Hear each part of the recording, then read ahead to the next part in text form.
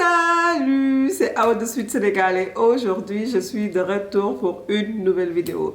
Donc si vous êtes nouvelle sur ma chaîne, je me présente Awa et si vous êtes de retour, merci de toujours regarder mes vidéos, ça me fait hyper plaisir. Aujourd'hui j'ai la chance d'interviewer un DG d'un groupe immobilier en fait. Donc le DG s'appelle Amadou Dieng en fait, c'est un ami on va dire, je le connais depuis mes débuts quand je venais juste de commencer Suite Sénégal à cause des réseaux sociaux, vous voyez. Après donc le groupe s'appelle Realties, donc c'est Realties, l'intelligence des territoires. Je suis en train de lire leur cahier là qu'ils m'avaient offert. C'est même pas un cahier. C'est un truc. En fait, quand je vloguais mes vlogs de la semaine, j'étais partie dans leur, comment on peut dire, dans leur événement. Donc, ils sont en train de construire un immeuble qui s'appelle Résidence Seki aux Almadies. Donc, vu que Amadou c'est le DG et je le connais, je me suis dit en fait, ce serait cool de l'interviewer pour savoir comment l'immobilier marche. Surtout, c'est des projets, des appartements de luxe, on va dire, comment ça marche, pourquoi c'est pris. Et baby, it's happening. So, j'ai vraiment hâte. Donc là, c'est juste le début de la vidéo. Donc là, je vais partir à leur bureau qui se trouve au point E pour faire un interview. Après l'interview, on va partir voir le site où ils vont construire cette luxueux immeuble, on va dire. But baby, j'ai tellement beaucoup de questions pour lui. Mais quand même, moi, ce que j'aime bien chez Amadou, c'est en fait son histoire. En fait, le fait qu'il est un jeune.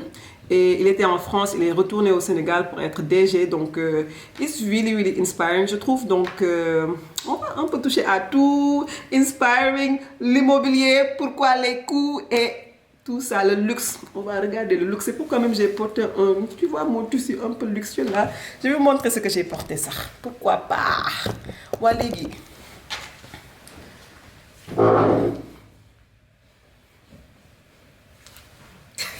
Donc en fait, c'est un grand boubou genre et tout long, tout ample, un tissu un peu pian, vu qu'on va voir on va parler de la luxe et tout ça. So, j'ai vraiment hâte d'interviewer Amadou parce qu'il est trop gentil, trop humain quoi. So, let's go. Mouah, mouah, mouah, mouah.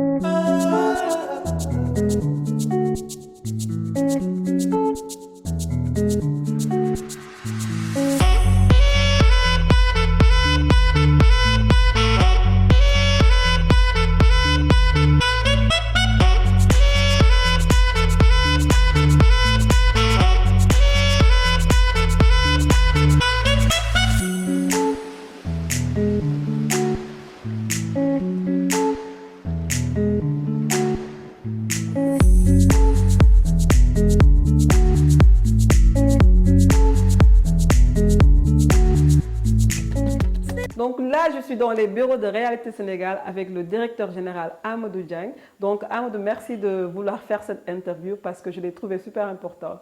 Avec plaisir, plaisir pour moi. Donc là, je vais te laisser présenter pour les gens qui ne te connaissent pas. Ok, Amadou Dieng, donc j'ai 34 ans. Je dirige la filiale sénégalaise du groupe Réalité. Donc Réalité, c'est un groupe de développement territorial international. Et voilà, donc j'ai le privilège et l'honneur de diriger l'équipe qu'on a ici au Sénégal. Ok, c'est vraiment cool. Donc Amadou, c'est un jeune Sénégalais, on va dire. Et je voulais juste un peu, avant qu'on rentre dans le résidence Seki, tout ce que Réalité fait en ce moment au Sénégal, je voulais un peu rentrer de ton parcours pour qu'on te connaisse un peu quoi. Donc c'est quoi ton parcours? Tu es né au Sénégal, tu as grandi au Sénégal, c'est comment en fait? Oui, je suis né au Sénégal et plus précisément à Bakel. C'est où Bakel? Dans le sud du Sénégal, okay, dans la région de Tamba. Oh, Tamba, dans la chaleur. C'est ça, la chaleur je connais.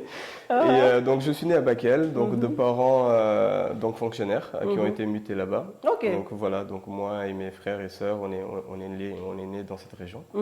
Donc quand j'ai eu 6 ans, on a déménagé à Tamba, là où mon père a été muté également dans les eaux de forêt. Et voilà, donc j'ai grandi à Tamba.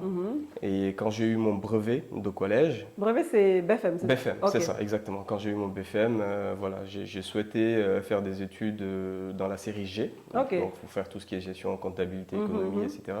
et on n'en avait pas à Tamba. Ok. Donc du coup, je suis allé à Kaolack, là où mon père est originaire.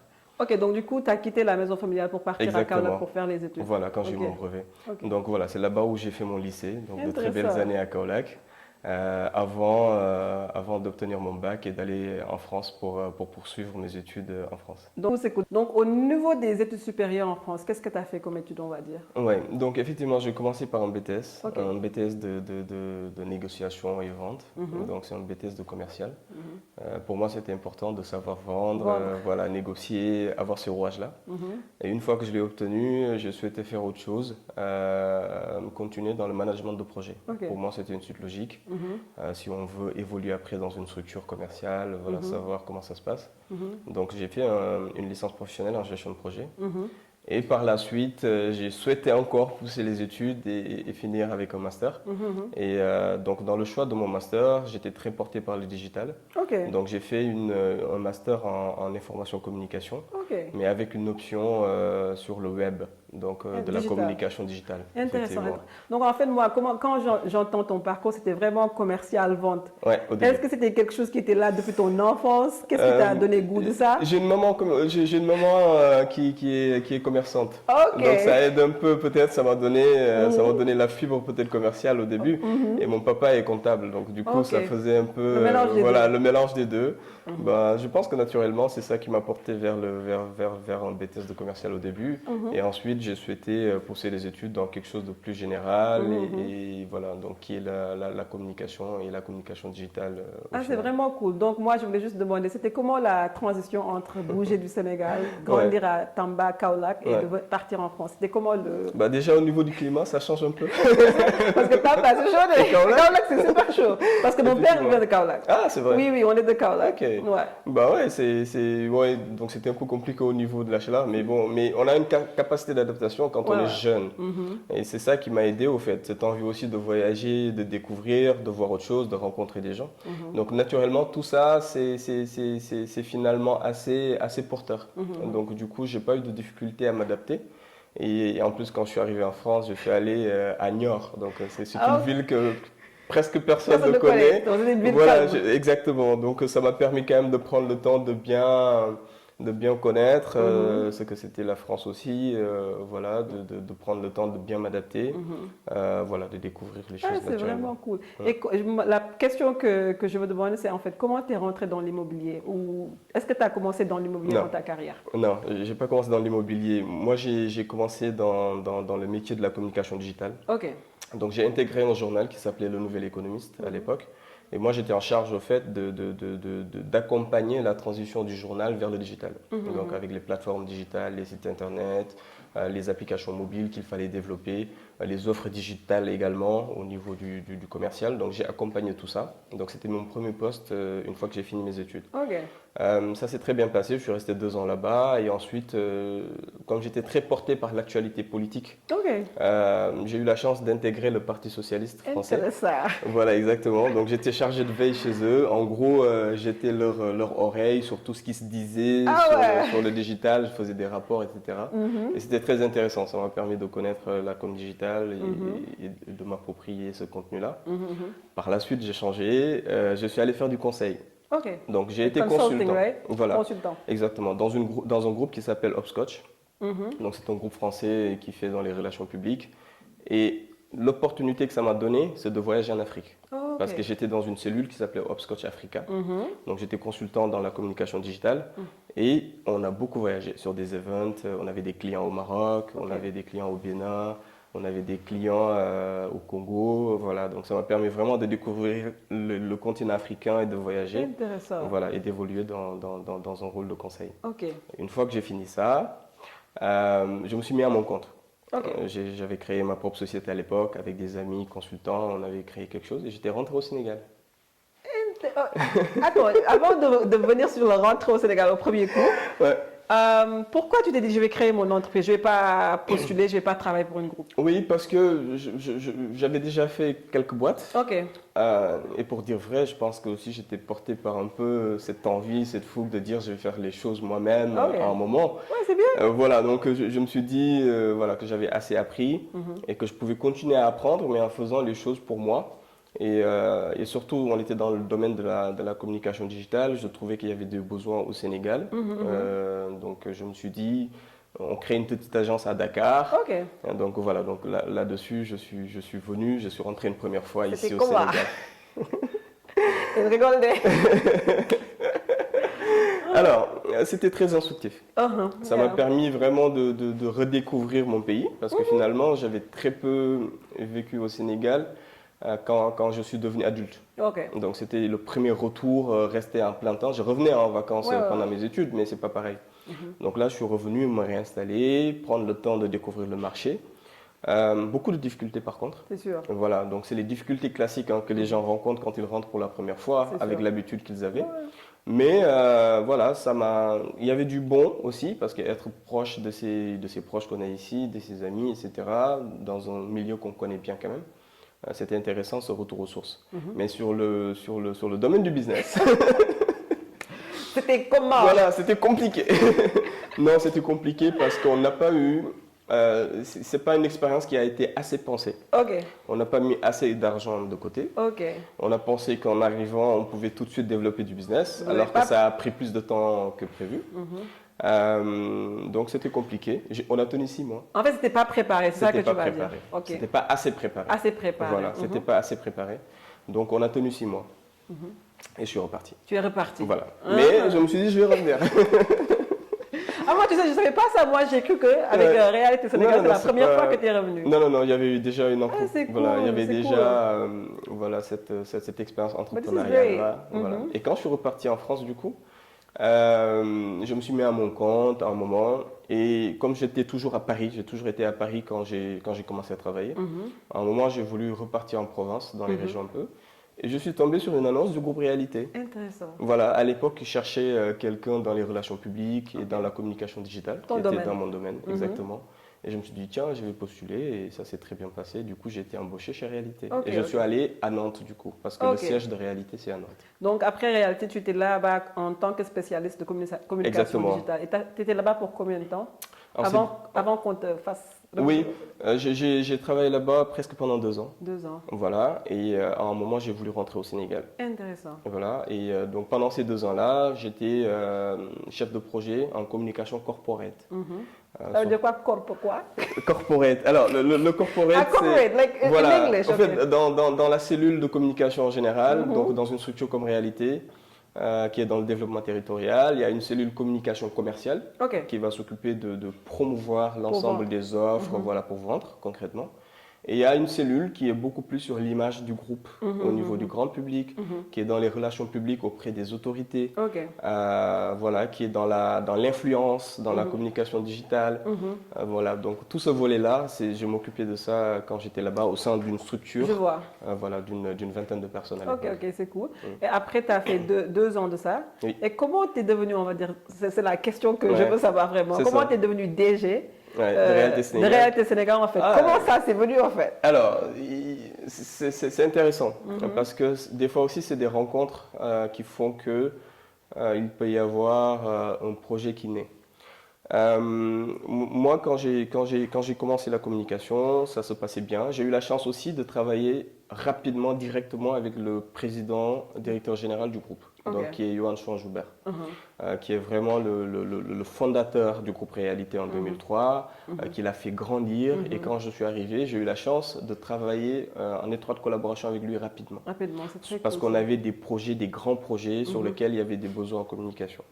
Donc c'est ce contact-là qui m'a fait grandir aussi, moi de mon côté, qui m'a apporté beaucoup de compétences, parce que c'est quelqu'un de très brillant, avec une vision très, très claire des choses. Donc j'ai beaucoup appris de ça m'a fait grandir. Et il y a une relation de confiance qui s'est liée également. Il m'a vu aussi à l'œuvre, voilà, il a vu mes compétences. Il a travaillé quoi. Voilà, exactement, c'est ça. Il a eu le temps de faire ça. Et donc, du coup, à un moment, j'avais envie aussi de revenir au Sénégal. Voilà, j'avais envie de repartir au Sénégal. Cette idée-là ne me quittait pas. Et je lui en ai parlé. Wow, you look for it, on va dire. Tu l'as un peu cherché. Ouais, un peu.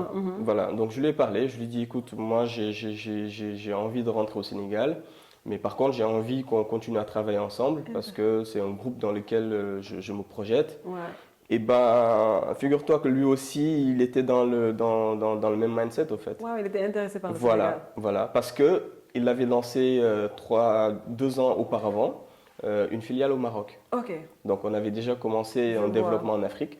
Et il m'a dit, ben, la prochaine étape pour moi, c'est l'Afrique de l'Ouest. Et pour l'Afrique de l'Ouest, Dakar est une place très stable, avec pas mal d'opportunités. Mais on ne m'a pas tout de suite dit, vas-y, crée la filiale. Oui. Voilà. Donc déjà, il fallait que je me spécialise davantage dans le métier de la promotion immobilière. Ouais. Voilà, parce que même si j'avais des notions en urbanisme, voilà, sur des questions aussi à l'immobilier, le temps que j'ai passé là-bas. Donc voilà, il y a cette opportunité-là de me dire, il faut que tu te formes dans la promotion immobilière. Donc tu es reparti comment tu t'es formé? Au fait, ils m'ont proposé un plan de formation. Ok. Voilà, avec la DCH, Direction du Capital Humain. Donc à sa tête, Cécile Ibrahim. Donc ils m'ont fait un programme sur mesure de formation à l'école. Donc je suis reparti à l'Esprit Paris, où j'ai fait un cycle de promotion immobilière accéléré, très intense, en 6 mois. À côté de ça aussi, ils m'ont envoyé dans les directions, dans les différentes filiales qu'on a en France. Ok. En Bretagne, on a une filiale.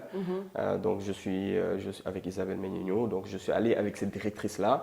J'ai passé du temps avec elle. Elle m'a expliqué comment elle fait, comment elle travaille, comment elle manage ses équipes. Donc en même temps, j'avais les cours à l'école, en même temps, j'avais la pratique. Ah, tu manageais tout ça. Exactement. Tu étais vraiment dans le bas. Ouais, c'était très intense, ça a duré à peu près 1 année. Voilà, donc on m'a formé, on m'a préparé. J'ai pu voir des choses concrètes. Je suis allé à Nantes après, je suis allé dans différentes régions, en tout cas du groupe. Le PDG également, qui m'a donné des choses. Et une fois que ce cycle de formation-là s'est achevé, on m'a dit, tu vas au Sénégal, mais en tant que chargé d'études. Ok. Voilà. Donc vous êtes venu juste pour étudier, étudier, recueillir des infos. Ouais, which makes sense. Exactement. Se préparer avant de venir. C'est ça, exactement. On ne peut pas venir juste inverser. Voilà, exactement. En fait, c'est exactement, on a rectifié ce que j'avais fait moi personnellement, mais un peu de manière pas structurée. Effectivement. Là, c'était beaucoup plus structuré. C'est sûr. Donc, on a appris de nos erreurs. C'est pour ça que ça m'est utile au fait d'être venu. Effectivement, toute expérience, c'est bien. Exactement, c'est ça. Donc, du coup, ouais, on a eu le temps de le préparer. Donc, je suis arrivé au Sénégal en tant que chargé d'études. J'ai fait 6 mois, j'ai recueilli pas mal d'infos. J'ai sillonné Dakar, j'ai sillonné le Sénégal. On a fait des études de marché sur tout. J'étais capable de dire le moindre mètre carré combien ça coûte, tel programme qui sort dans tel quartier, ça coûte ça au mètre carré. Comment dire, tu étais un investigateur quoi, caché. Exactement, un investigateur. J'ai rencontré des architectes, les propriétaires fonciers également, ceux qui vendent leur terrain et tout. Donc ça, c'était censé durer 1 année, sauf qu'il y a eu le Covid. Ouais, c'est vrai, il y a eu le Covid. Pile poil cette période. That's very true. Voilà. La facilité aurait voulu qu'un groupe international dise on ne sait pas où on va, allez, on arrête, soit tu reviens, mais voilà. Mais non, on a maintenu. On m'a dit passe encore plus de temps. Pour connaître. Voilà, pour apprendre. Le temps qu'on voit où nous mène c'est préparation en douce, on va dire. Exactement. Donc je reprends mon bâton de pèlerin, je refais le tour des gens, je structure les choses aussi. Ouais, parce qu'il y avait le Covid, il faut changer quand même de manière de faire. Exactement. Et donc quand la première vague de la Covid est passée, on a vu que ça n'avait pas trop impacté notre métier, qui est l'immobilier, parce que les gens ont davantage besoin de ce... C'est ça que j'ai vu, même aux États-Unis, c'est la même chose. Exactement. Le market est parti. Exactement. C'est cool. Voilà. Et donc, quand on a fait cette optique-là, on m'a dit, bon, maintenant, tu prends toutes les infos que tu as eues et tu passes en conseil d'administration. C'est-à-dire que ce n'est pas juste le PDG qui a dit... Tu as comme ça échelonné, c'est ça qu'on dit en français. C'est ça. Donc, j'ai pris tous les résultats pour prouver qu'il y avait du potentiel immobilier au Sénégal. Notre positionnement, quelle approche on allait avoir sur le plan de la stratégie. Donc, j'ai pris tous ces éléments-là, je suis reparti au siège. J'ai passé un conseil d'administration et j'ai présenté le projet et il y a eu un vote du conseil d'administration. C'est tout un vote quoi. C'est ça. Comme président. Exactement. Et en parallèle, j'ai beaucoup travaillé aussi avec la filiale du Maroc. Il y a la filiale, donc de créer la société, d'acheter le premier foncier, de pouvoir faire le premier projet. Ouais, c'était là. Ce que j'aime dans toute l'histoire, c'est le fait qu'en fait, tu as un peu cherché ça. Tu es parti voir ton patron pour lui dire que c'est ça que je veux. Parce que je pense que parfois, les gens ont peur de parler à leurs supérieurs en fait. vrai. And I always say sometimes, les opportunités, il faut qu'on les cherche en fait. C'est vrai, il faut les provoquer. Il faut les provoquer. Et qu'est-ce que je voulais dire? C'était l'une des questions que je voulais même te demander. C'était 30, là, tu avais c'était quoi ton âge à ce moment quand tu étais devenu DG? Mon agence, le nombre de personnes. Ton âge. Mon âge, c'était il y a un an. Hein. Il y a un an, donc 33. Donc à 33 ans, on te dit, ok, directeur général de Réalité Sénégal. Comment tu t'es senti en fait? La responsabilité fait qu'on ne fanfaronne pas tout de suite parce qu'on se rend compte au fait de la responsabilité qu'il y a. Et on est sur des gros enjeux aussi. Le budget d'un terrain aux Almadies, c'est assez conséquent. Voilà. Les responsabilités aussi. Parce que quand on dit comme ça directeur général, c'est bien, mais quand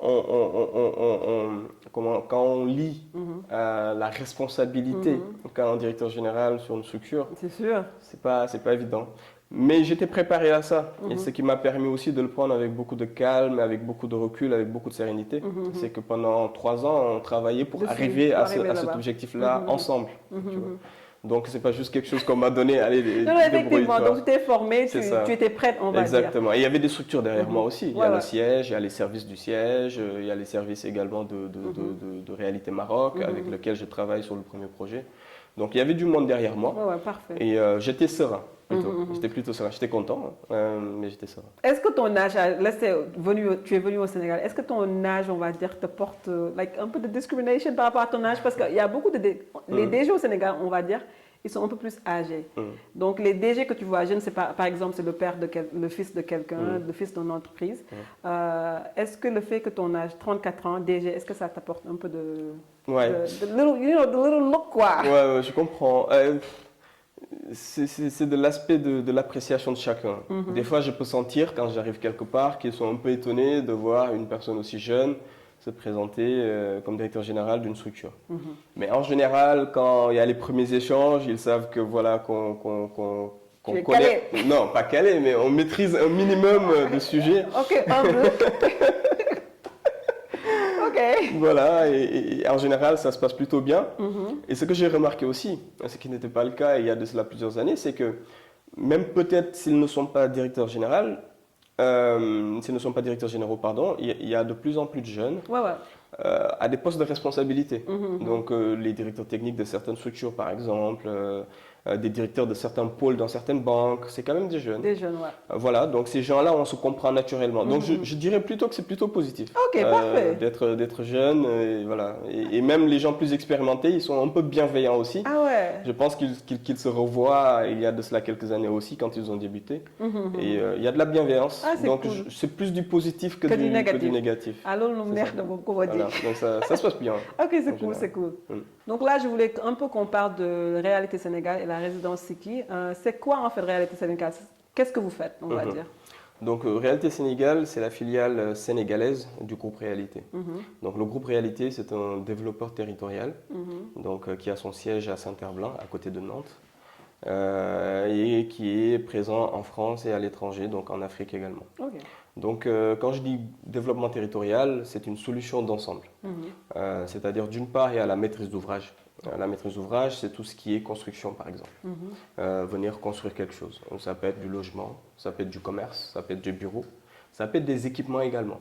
On est en train de refaire un stade de foot à Paris, à Saint-Ouen. Voilà, rénovation.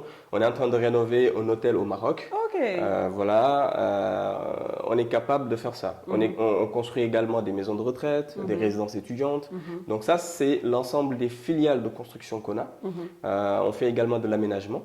Et voilà, on a un bureau d'études également qui est intégré au niveau du groupe. Donc ça, c'est l'activité de maîtrise d'ouvrage, qui est la construction d'équipements, d'ouvrages en tout cas, qui vont servir.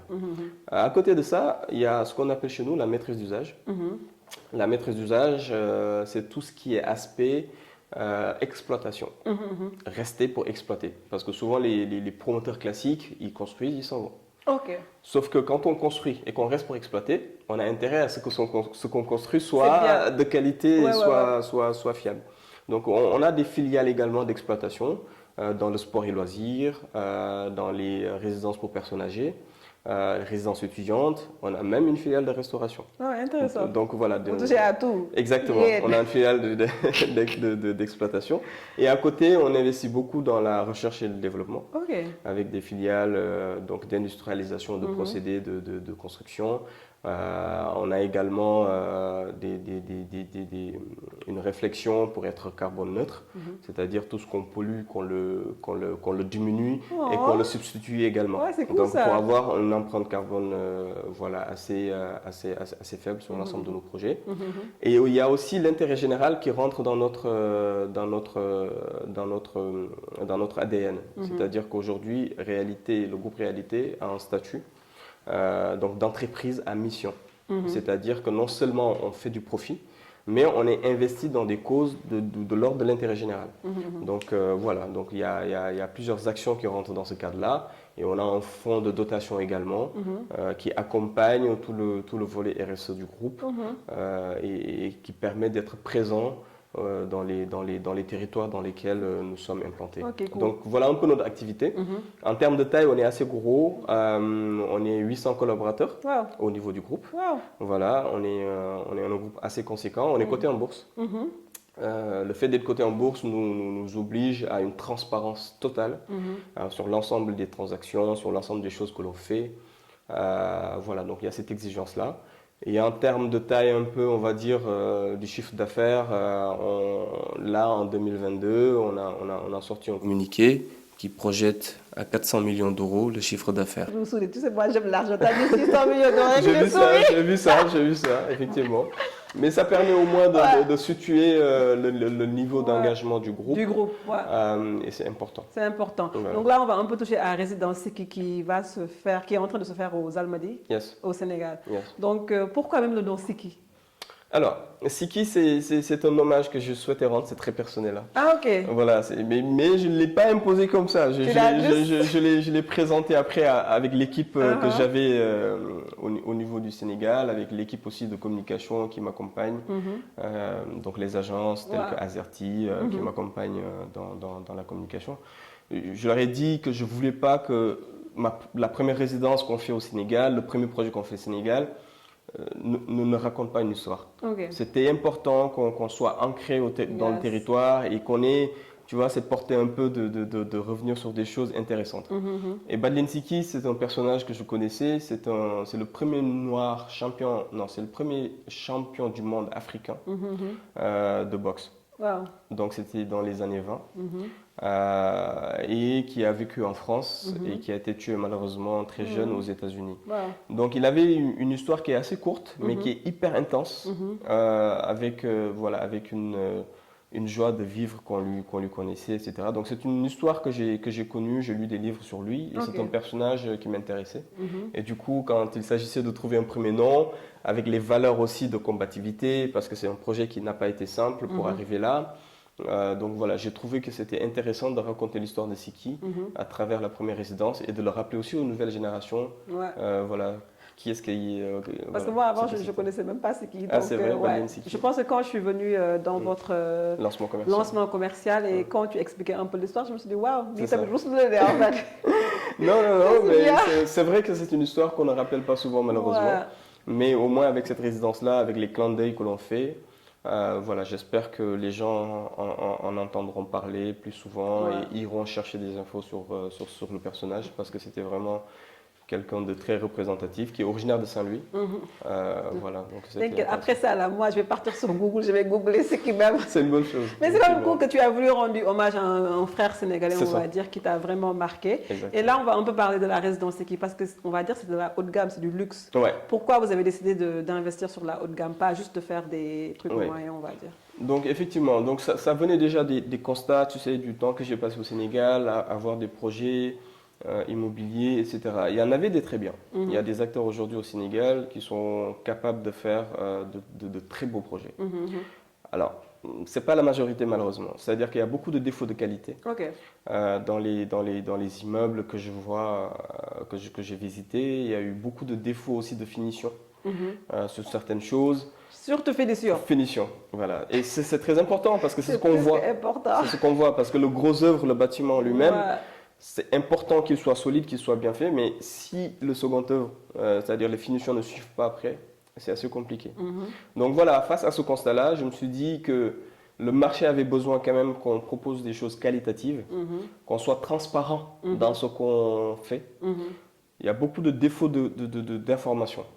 Par exemple, on peut s'engager avec quelqu'un, il va encaisser l'argent en même temps qu'il construit, mais il ne vous dira pas avec exactitude ce qu'il va vous livrer à la fin. Mais ça est arrivé à un de mes oncles. Bah voilà. Ouais, il a payé, il est revenu, c'était pas la même chose du tout. C'était pas la même chose, c'est ça. Donc du coup, face à tout ce constat-là, j'ai dit, voilà, il faut qu'on propose quelque chose qui puisse réparer ça. Et en même temps, nous, au niveau du groupe, on est spécialisé dans des choses qualitatives. Donc, on n'est pas dans du social. Peut-être qu'on y arrivera un moment, mais ça demande un savoir-faire très, très particulier. C'est pas pareil de construire un logement social qu'un logement moins standing ou qu'un logement haut de gamme. Et donc, du coup, on s'est dit, pour ce premier projet-là, on fait des choses qu'on en sait faire et qui répond aux besoins. Et il y avait du besoin sur le haut de gamme. Voilà d'où nous est venue la réflexion et l'orientation de se dire on va faire du haut de gamme. Ok, donc vu que vous faites du haut de gamme, on va dire, qu'est-ce qui justifie vos prix en fait? Ouais. Alors, les prix par rapport au haut de gamme, ils se justifient sur plusieurs aspects. Ça, c'est universel, hein, ce que je dis de manière générale. Le haut de gamme, en général, voilà, c'est ça. C'est d'abord la localisation. Il faut qu'on soit dans une zone premium.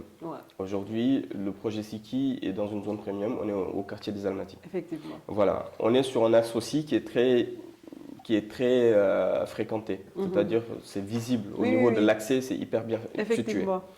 Alors, dans le haut de gamme, il faut des prestations. Alors, quand je dis prestations, il y a les équipements, le carreau, la robinetterie, le double vitrage. Ce sont toutes ces choses-là qui justifient le haut de gamme. À côté de ça, il y a également ce qu'on appelle les commodités. Les commodités, c'est l'ensemble des services qu'on a voilà. Le vide déjà que l'on laisse au niveau de la parcelle pour qu'on n'ait pas des vis-à-vis terribles au niveau de l'immeuble. L'organisation de l'espace, c'est très important. Moi, quand je regardais vos pamphlets, j'ai vu les parkings parce que je sais que c'est un problème. Même chez moi, j'ai jamais où parquer. Et on va dire que là, au Japon, on va dire que c'est le luxe. Et j'ai trouvé que c'était important que vous avez beaucoup de places de parking. Il faut au minimum un logement, une place de parking par logement. Nous, on est au-delà. On a 37 appartements. On a, au niveau du projet, on a 45 places de stationnement. Donc, c'est-à-dire qu'on a 32 places au niveau du sous-sol et 15 places en surface. Donc, on est à 47 places. Voilà. Vraiment cool. Donc, ça veut dire que vous avez vraiment exploité de la place d'une manière où les gens qui vont habiter ne vont pas se sentir trop collés. C'est ça. C'est important d'organiser l'espace. Et au niveau des commodités, en plus des stationnements, on a de la conciergerie, un hall d'accueil conciergerie, qui peut s'occuper de certains services, recevoir du courrier, des colis, le garder pour vous. Voilà, quand vous venez, on vous le donne. Luxe, quoi. Exactement, du haut de gamme. Il y a une salle de sport. Ouais, j'ai vu ça. Voilà, qui est également au niveau de la résidence équipée. Donc avec tout le confort qu'il faut pour que les gens puissent faire du sport sans pour autant sortir parce qu'on a un problème d'espace à Dakar quand même pour faire du sport. Exactement. On a une piscine également qui permet de se maintenir également en forme, de chiller au bord de la piscine. Il fait chaud aussi. Exactement, de prendre du bon temps au bord de la piscine. Et il y a un espace de jeu pour enfants. Pour enfants, ça j'ai trouvé ça très cool. Voilà, c'est important parce que les enfants, on ne peut pas les laisser sortir sans trop les surveiller. Donc on s'est dit qu'on crée un espace où ils peuvent jouer, les parents peuvent être dans la salle de sport ou être à la piscine, pouvoir les surveiller. Tout ça au niveau de la résidence Siki. Donc tout ça sécurisé, toujours dans les codes du haut de gamme. Et ce qui justifie d'autre part également les prix que nous proposons, qui sont vraiment des prix justes, c'est également le niveau de transparence. Moi, dans les plaquettes que vous voyez, dans les plaquettes, et c'est présent sur nos sites internet aussi, on vous dit même la marque de carreaux qu'on va mettre. Et si on ne trouve pas ces marques de carreaux, parce que des fois on peut avoir des ruptures de stock, on s'engage à faire l'équivalent. Mais on ne descend pas de ces gammes-là. Au fait, c'est des gammes, c'est figé. Donc, du double vitrage, faire du Saint-Gobain, Au niveau de l'aluminium, je vais faire du Tecnal ou équivalent. En fait, je m'engage, je le dis vraiment là-dessus. Et sur les contrats qu'on va signer, ce sera marqué dessus. Wow. Donc, il y a de la transparence là-dessus, du début à la fin. Même leurs plaquettes, ça c'est haut de gamme. La dernière fois, quand j'ai touché le plaquette, c'était velouté. Je dis, ah, oui, merde. Ouais, faut justifier, justifier l'eau de gamme. Tu le sens du début au fin, on va dire. C'est ça. Ouais. C'est ça. C'est important, en fait. C'est ça l'eau de gamme. Faut être dans la précision. Ouais. Dans l'engagement et la possibilité de le faire. Nous, quand on va démarrer les travaux, on va respecter les délais parce que le financement de l'ensemble du projet, il est déjà acquis avant qu'on démarre. Ça, on ne démarre pas si on n'a pas de financement à 100%. En plus, il y a tout le groupe derrière, voilà, toute la force de frappe pour lever de l'argent qu'on a. Les services support qui travaillent au niveau de l'ingénierie financière. Donc ça permet aussi de justifier l'eau de gamme. C'est-à-dire quand on vous dit qu'on vous livre, on vous livrera à ces dates-là. Non, c'est important parce que je vois dans l'IOV, il y a beaucoup de problèmes de délai de livraison. Donc quand tu achètes, parfois ça prend même 2 ans pour qu'on te livre. C'est vrai, il y a beaucoup de cas comme ça. Beaucoup même. Donc c'est vraiment cool. Donc moi, ce que j'ai vraiment aimé, on va dire, dans votre projet, c'est que vous avez franchement une équipe de jeunes. Oui. Pourquoi c'était important pour toi d'avoir une équipe de jeunes en fait? Des jeunes Sénégalais, on va dire aussi, hein? Oui, des Sénégalais. Ouais, des Sénégalais. Des Sénégalais. Ben, déjà parce que on a de la main-d'œuvre de qualité. Un peu dans mon cas, il y a énormément de jeunes qui ont été bien formés, qui ont de l'expérience, parce qu'in fine, c'est l'expérience professionnelle qui compte plus que les diplômes. Ouais, je suis d'accord. Je dis toujours ça, parce que moi, je dis toujours les anglophones, ils sont beaucoup plus tôt dans l'expérience, tandis que les francophones, ils sont beaucoup plus tôt dans les diplômes. Ouais, c'est vrai, c'est vrai. Après, les diplômes, c'est gage aussi de méthode. Oui, effectivement. C'est-à-dire qu'on est formé sur une manière de travailler, sur lequel, après, on perd moins de temps, etc. Mais voilà, des jeunes qui sont formés, qui sont bien formés, qui ont de l'expérience aussi, parce qu'on peut être jeune et avoir de l'expérience. Merci. Voilà, et voilà, c'est ça que j'ai retrouvé. Et donc Dieu a fait que j'ai trouvé des compatriotes qui étaient dans d'autres structures. L'équipe commerciale par exemple, ils étaient dans d'autres structures, et ils ont fait leurs preuves dans ces structures-là. Donc quand je viens d'arriver dans un secteur, il faut que je prenne des gens qui sont imprégnés des réalités et qui savent faire des choses. Donc j'ai eu la chance de pouvoir les convaincre de me rejoindre. Voilà, que ce soit Raïssa dans l'équipe commerciale, Majib, Abdou Majib dans l'équipe commerciale également, Papa Abdou dans l'équipe technique, Yayami, mon assistante. Voilà, ce sont vraiment des gens expérimentés qui savent faire des choses, mais qui sont jeunes. Et donc le courant, ça passe. Vous comprenez. Voilà, on se comprend, on est inventif, voilà, on va chercher des choses, on est moins dans les codes, voilà. Ça ne veut pas dire qu'on ne peut pas trouver des gens avec plus d'expérience, beaucoup plus âgés, qui ne viennent pas rejoindre l'équipe. Non discrimination. Non discrimination, c'est ça. C'est en fonction des opportunités de recrutement et des profils que j'ai en face. Et pour moi, c'est hyper intéressant d'évoluer voilà, et d'apprendre de leur expérience. Moi, j'ai trouvé ça très cool parce que je sais même que ton site a été créé par tes Sénégalais. C'est des Sénégalais. Oui, donc, tout le monde. Tout le monde. Ça m'a vraiment... J'ai dit, waouh, c'est cool parce que tu pouvais prendre des gens de la France ou quelque part. Nous, par exemple, au niveau du groupe, on a une équipe de communication. Au niveau du groupe réalité. On a une équipe, par exemple, de bureau d'études. J'aurais même pu prendre des archis qui ont déjà travaillé là-bas, etc. Je n'ai pas souhaité faire ça parce que je me dis que si déjà on a mis cette filiale-là à sa tête en Sénégalais, et les consignes étaient claires, va le faire avec des Sénégalais. La filiale est étrangère. Au Maroc, c'est un Marocain qui l'a. Au Sénégal, c'est un Sénégalais qui l'a. Donc c'est vraiment une volonté aussi du PDG qui a insufflé ça et qui m'a laissé aussi le pouvoir de choisir mon équipe, de nous donner les moyens de travailler. Machallah. Voilà, donc on a souhaité le faire comme ça et les prestataires aussi. Au niveau de la communication, c'est Azerty, c'est Dembagay, quelqu'un que je connais, un jeune qui est très dynamique et très bon dans ce qu'il fait. Donc au niveau du site internet par exemple, c'est Sidi. Donc de Sovereign Studio. Il a fait un bon boulot. Effectivement, je suis très satisfait de son travail et c'est quelqu'un avec qui ça match directement. Effectivement. Au niveau des équipes même, les entreprises de construction seront sénégalaises, mais choisies parmi les meilleurs. Les meilleurs. Voilà, donc la critère c'est les compétences. Et, la critère c'est la haute gamme. C'est ça, c'est les compétences et c'est là-dessus. Les bureaux d'études aussi. Les meilleurs, on va dire. Donc les gens. Et il y a un travail aussi de coordination qu'on a fait et qui était assez nouveau ici, c'est qu'on a travaillé avec un architecte sénégalais, donc il s'appelle Abdoupoui, AED Architecture. Très bon dans ce qu'il fait. Qui nous a fait le dessin, qui a travaillé avec nous, qui nous a fait le dossier de permis de construire. Et après, on a souhaité aussi amener une petite touche de design. Donc on a fait appel à un groupe qui s'appelle Haussmann Africa. À sa tête aussi, c'est une Sénégalaise donc, qui le gère, Fatou Tanordien, qui n'est pas de ma famille, je le précise, parce que tout le monde pense que… Pas de népotisme. Voilà, c'est pas ça, c'est vraiment un concours de circonstances. Donc Fatou Tanor à sa tête, et ils font du design d'intérieur et de l'aménagement. Donc j'ai dit, ce serait intéressant, dans le haut de gamme toujours, d'apporter cette touche de design. La personne qui va acheter notre appartement a un design qu'on lui présente déjà. Donc, il peut s'inscrire là-dessus et avoir quelque chose de très fonctionnel dès le début.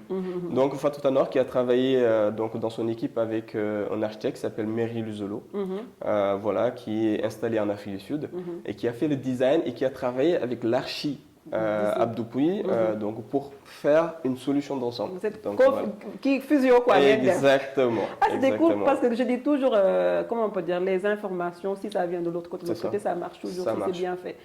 C'est vraiment cool à Modou. Moi, je t'ai dit, quand je suis venue dans votre lancement et je t'écoutais parler, je ne savais même pas que tu parlais si bien parce que je me connais avant tout ça. je me débrouille. Non, tu parlais bien. Après, quand j'ai vu que tout le monde était des jeunes, des Sénégalais, j'étais un peu fière. Je me suis sentie comme si on va dire.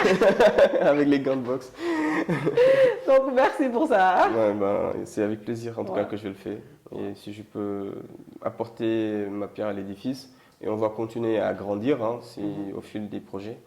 Et l'équipe, on restera toujours sur la même, sur la même lancée. Franchement, comme je dis, c'est vraiment cool le fait que tu as une équipe de jeunes. Mais maintenant, moi, ma question que je veux savoir, parce que d'habitude, quand on parle d'appartements qui coûtent quand même un prix, les gens disent toujours, oui, j'aurais préféré construire ma propre maison et tout ça. Comment tu vas convaincre quelqu'un, on va dire, d'investir, d'acheter un appartement qui coûte quand même, au lieu de construire en dehors de Dakar, au lieu de construire pour eux-mêmes? Tout à fait. Je peux comprendre cette approche et très sincèrement, avant moi de rentrer au Sénégal et d'être dans l'immobilier, c'est cette approche-là que j'ai privilégiée en disant je trouve mon terrain, je l'achète et je construis. Maintenant, il y a des réalités. C'est qu'au Sénégal, à Dakar, toute l'activité est un peu concentrée au niveau de Dakar. Peut-être que dans le futur, ça va changer parce qu'il y a des jalons qui sont posés pour aller vers ça. Mais ce n'est pas encore le cas.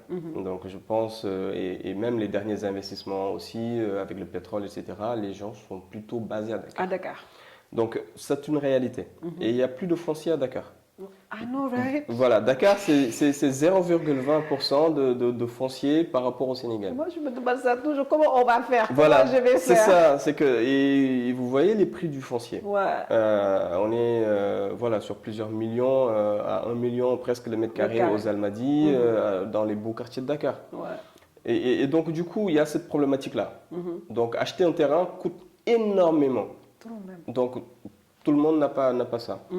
Et de l'autre côté, il y a l'autre solution de sortir de Dakar et d'aller acheter peut-être dans des zones moins chères.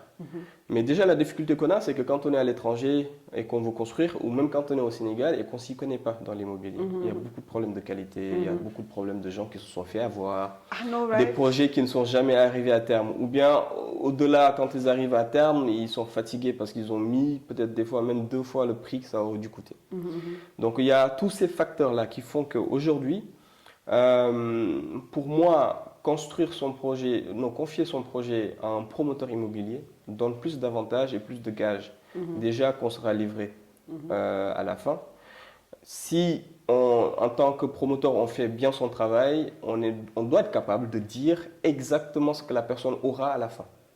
Donc, quelle qualité de matériaux ça va être, je ne sais pas, quelle prestation il va y avoir. Donc là-dessus, au moins la personne, en payant l'argent qu'il faut, aura quelque chose qui soit conforme à ses besoins. Donc c'est pour ça au fait qu'on n'a pas trop le choix aujourd'hui à Dakar que de faire des immeubles, parce qu'il y a très peu d'espace et il y a beaucoup de demandes. Et maintenant, pour casser ce coût-là d'acquisition d'un bien immobilier, il faut qu'on puisse mutualiser des choses, construire en hauteur. Attention, construire en hauteur ne veut pas dire qu'un appartement est moins agréable qu'une maison. Un appartement peut être agréable si ça a été bien pensé au début. C'est-à-dire que déjà au niveau de l'emprise au sol, qu'on laisse de l'espace au niveau du terrain sur lequel on a construit pour des équipements, pour des commodités. Une piscine, une salle de sport, un espace de jeu pour des enfants, c'est important que les gens puissent se sentir bien dans cet immeuble-là. Et au niveau des règles aussi, faire attention à l'isolation, le double vitrage, au niveau des paliers également. Que la personne qui a son mortier, des gens comme moi, exactement, que la personne en dessous n'entende pas trop ce bruit-là, ne soit pas affectée. Cool. Tout ça, si on le prend en compte, on a la possibilité de faire des immeubles de qualité, qui soient durables et qui soient bien pensés. Et les personnes se sentiront bien à l'intérieur. Et après, il faut juste qu'on aide, qu'on accompagne les gens qui veulent acheter et qui ont un budget, on les accompagne pour pouvoir leur proposer quelque chose qui leur convient. Donc voilà pourquoi je trouve qu'il est beaucoup plus intéressant aujourd'hui d'investir dans un appartement pour des raisons financières tout simplement et de disponibilité de foncier, mais de choisir bien son promoteur parce que c'est important. Date de livraison, c'est important. Date de livraison, qualité, finition. Ouais, c'est important. Voilà, ça c'est important. Je pense que même là, même moi, tu m'as convaincu même. Bah, tant mieux, tant mieux. Donc franchement, merci Amadou, parce que moi j'ai trouvé que franchement c'était important de faire une interview comme ça, parce que je pense qu'il y a beaucoup de gens qui veulent investir dans l'immobilier, mais qui ne connaissent pas comment faire, on va dire. Raison pour laquelle là je vais un peu parler avec ta directrice commerciale, pour qu'elle nous explique un peu comment chercher un appartement chez vous, les commodités, c'est ça qu'on dit en français, et tout ça. Donc, et après ça, Amadou va nous amener dans le... Oui, sur le foncier. Sur le foncier, pour que vous puissiez voir. Donc, c'est quand votre date de livraison? C'est à peu près on va être premier semestre 2024. 2024. Voilà, maximum 30 juin 2024. Ok, donc parfait. Maximum 30 juin 2024. Après, on peut livrer un peu avant.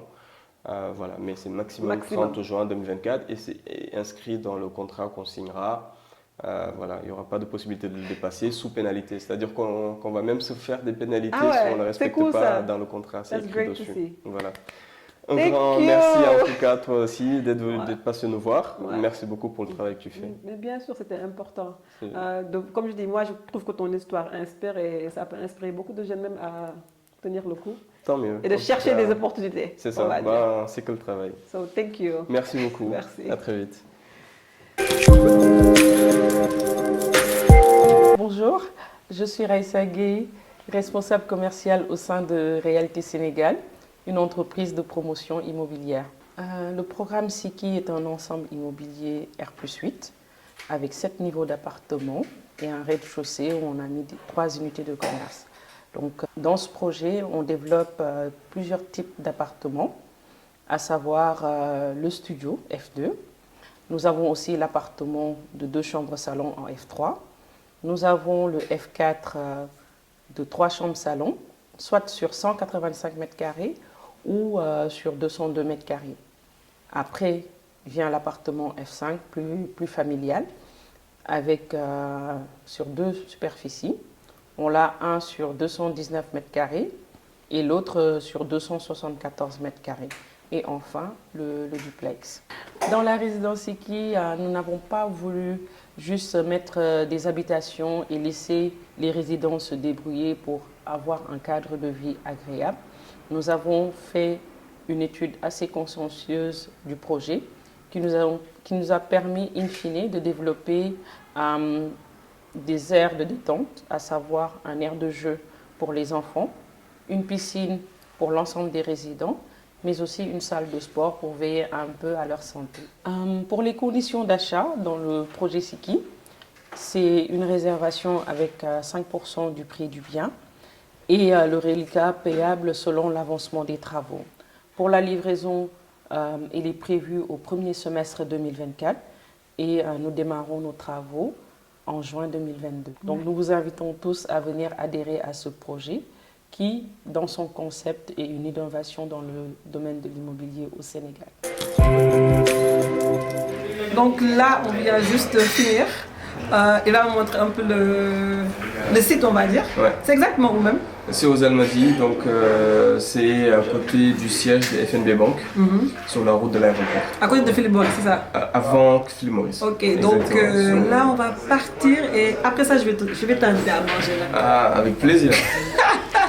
Donc on va partir dans un resto pour vous donner un peu de découvrir, on va dire. Yes. So, let's go. C'est parti.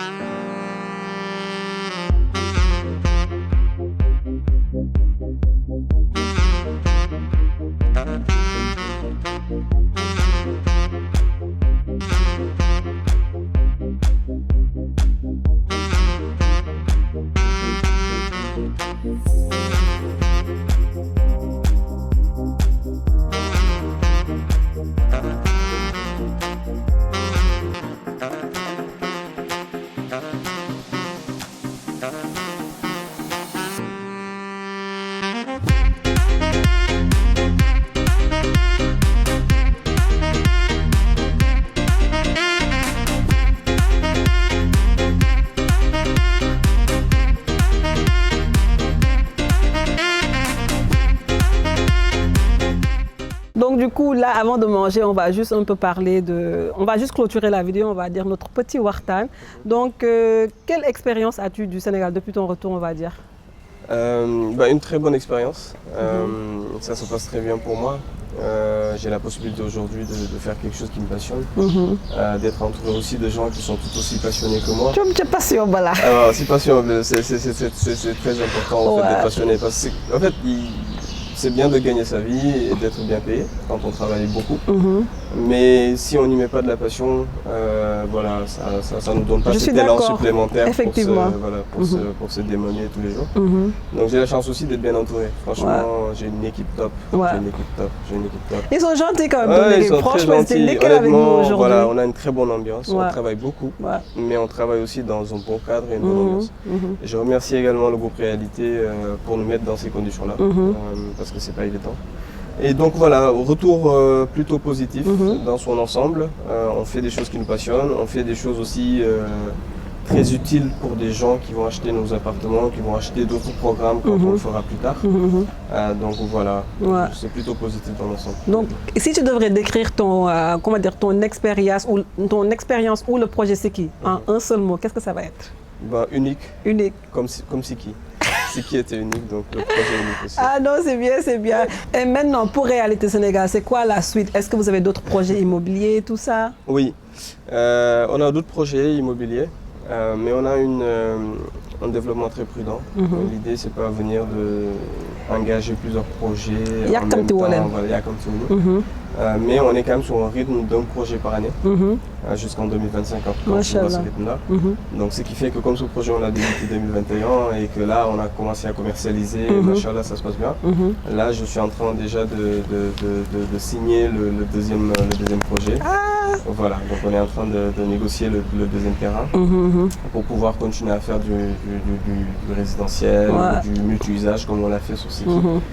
Voilà, donc les perspectives sont là et les gens aussi, ils répondent bien à l'offre qu'on a proposée. Donc ça nous pousse à continuer à performer et à faire de belles choses. Non, machallah, là j'ai franchement des chairs de fou. Je suis carrément, je veux dire, comme ton histoire m'a vraiment inspiré, on va dire. Parce que quand j'ai commencé Suite Sénégal, je ne savais même pas, le but c'était en fait de partager l'excellence sénégalaise. C'est vrai. Et quand je vois ton expérience avec tout le beau travail que tu fais toi et ton équipe, ça me rend très cœur frigidaire. Je suis ébloui, on va dire, et ému.